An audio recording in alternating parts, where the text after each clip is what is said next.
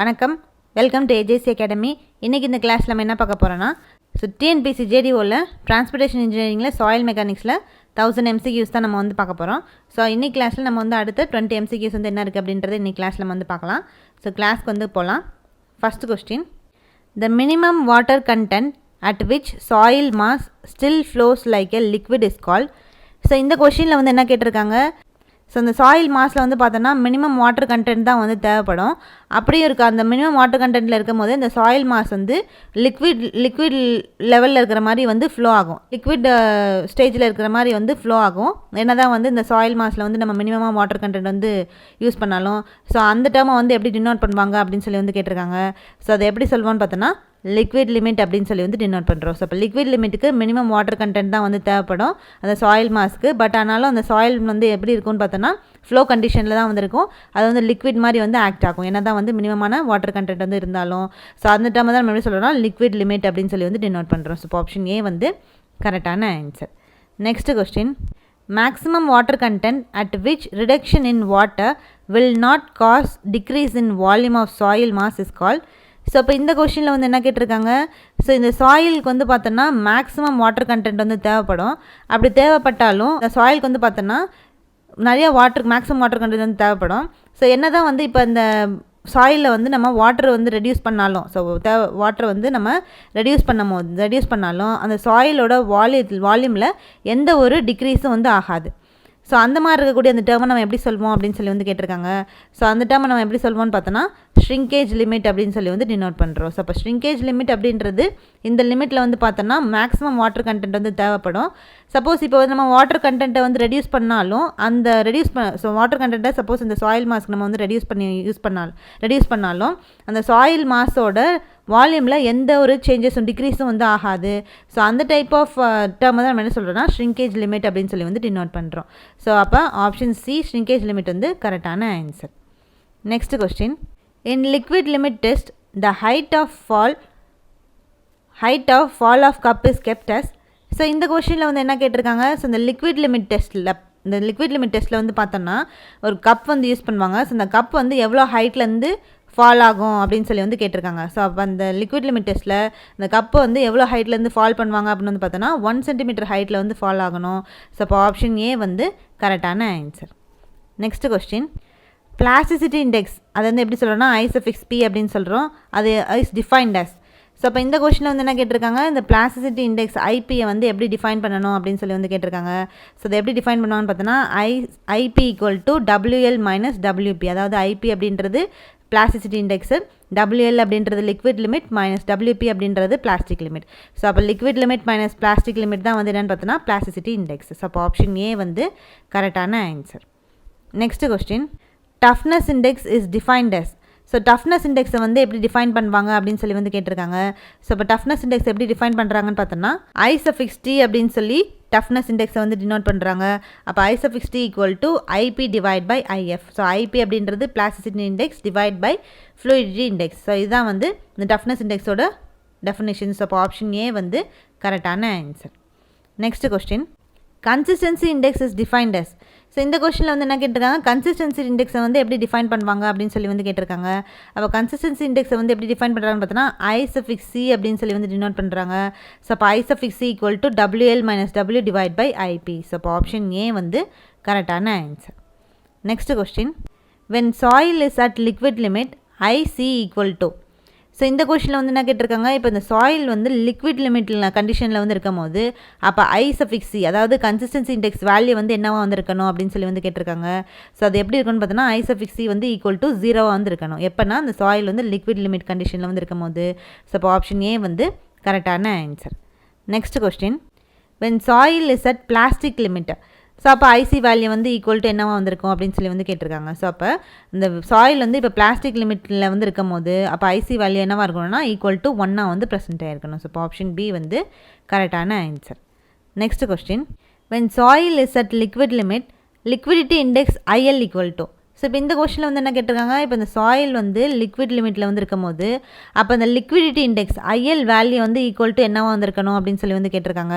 So இப்போ IL value வந்து எப்படி இருக்கணும்னா = 1 வந்து ப்ரெசென்ட் ஆகிருக்கணும். ஸோ இப்போ ஆப்ஷன் பி வந்து கரெக்டான ஆன்சர்.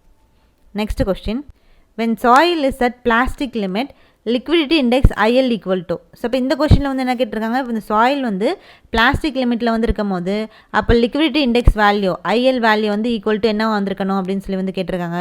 ஸோ அது எப்படி இருக்கணும்னா ஈக்குவல் டு 0 வந்து ப்ரெசென்ட் ஆகிருக்கணும். ஸோ இப்போ ஆப்ஷன் ஏ வந்து கரெக்டான answer. Next question, as per Atterberg if the value of plasticity index is less than 7 the soil is classified as dash. So இந்த கொஷனில் வந்து என்ன கேட்டிருக்காங்க, ஸோ இந்த அட்டர்பர்க் வந்து என்ன சொல்லியிருக்காருன்னா, இந்த சாயில் இந்த பிளாஸ்டிசிட்டி இண்டெக்ஸ் வேல்யூ வந்து லெஸ் தென் 7 வந்திருக்கும் போது இந்த சாயில் வந்து எப்படி இருக்கும் அப்படின்னு சொல்லி வந்து கேட்டிருக்காங்க. ஸோ அப்போ அந்த பிளாஸ்டிசிட்டி இண்டெக்ஸ் வேல்யூ வந்து லெஸ் தென் 7 இருக்கும் போது அப்போ சாயில் வந்து எப்படி இருக்குன்னு பார்த்தோன்னா லோ பிளாஸ்டிக் கண்டிஷனாக வந்து ப்ரெசென்ட் ஆகிருக்கும். ஸோ இப்போ ஆப்ஷன் பி வந்து கரெக்டான answer. Next question, the sum of IL + IC is always equal to. அப்போ IL அப்படின்றது லிக்விடிட்டி இண்டெக்ஸு ப்ளஸ் IC அப்படின்றது கன்சிஸ்டன்சி இண்டெக்ஸு. ஸோ அப்போ அந்த liquidity index plus consistency index வந்து அது ரெண்டுத்தையும் நம்ம ஈக்குவல் டு எப்படி இருக்குன்னு பார்த்தோன்னா ஈக்குவல் டு எப்போவுமே 0 வந்து ப்ரெசென்ட் ஆகிருக்கும். ஸோ அப்போ ஆப்ஷன் சி வந்து கரெக்டான answer. Next question, if the value of IL வந்து கிரேட்டர் தென் 1 வந்து இருந்துச்சு அப்படின்னா then soil mass is in dash state. So அப்போ இந்த கொஸ்டினில் வந்து என்ன சொல்லியிருக்காங்க, இப்போ அந்த IL வேல்யூ வந்து அதாவது லிக்விடிட்டி இண்டெக்ஸ் வேல்யூ வந்து கிரேட்டர் தென் 1 வந்திருக்கும் போது அப்போ சாயில் மாஸ் வந்து எந்த ஸ்டேட்டில் வந்து இருக்கும் அப்படின்னு சொல்லி வந்து கேட்டிருக்காங்க. ஸோ அப்போ அது எந்த ஸ்டேட்டில் இருக்குன்னு பார்த்தோன்னா லிக்விட் ஸ்டேட்டில் வந்து ப்ரெசென்ட் ஆகிருக்கும். ஸோ அப்போ ஆப்ஷன் ஏ வந்து கரெக்டான ஆன்சர்.